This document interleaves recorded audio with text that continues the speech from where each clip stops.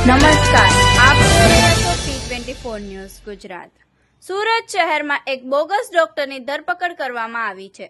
કાપોદ્રા પોલીસને વિશાળ સફળતા મળી છે, જેમણે વલ્લભનગર વિસ્તારમાં કિરણ ક્લિનિક ચલાવતા આરોપી A.K. સિંહ નામના બોગસ ડોક્ટરને ઝડપી લીધો।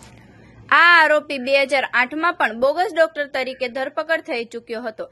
કાપોદ્રા પોલીસે આ બોગસ ડોક્ટરને તેના ક્લિનિક પર જઈ પકડ્યો અને વરઘોડો કરી પકડ કર્યો। આ બોગસ ડોક્ટર, જેમણે MBBS નો સર્ટિફિકેટ આપવાનો ખોટો દાવો કર્યો હતો, તે સામાન્ય દવાઓને દર્દીઓને આપી તેમની સારવાર કરતો હતો। તે પાંડેસરા બાદ હવે કાપોદ્રામાં વધુ એક બોગસ ડોક્ટર સામે કાર્યવાહી કરવામાં આવી છે, જે આરોગ્ય વિભાગની મોટી બેદરકારીનું ઉદાહરણ છે। આરોપી અખિલેશ સિંહ ના કિરણ ક્લિનિકમાં કોઈ પણ માન્ય ડોક્ટર સર્ટિફિકેટ નથી। કાપોદ્રા પોલીસ હવે આ મામલામાં વધુ તપાસ કરી રહી છે અને આરોપીને ક્લિનિક પર લાવી તથ્યને તપાસી રહી છે।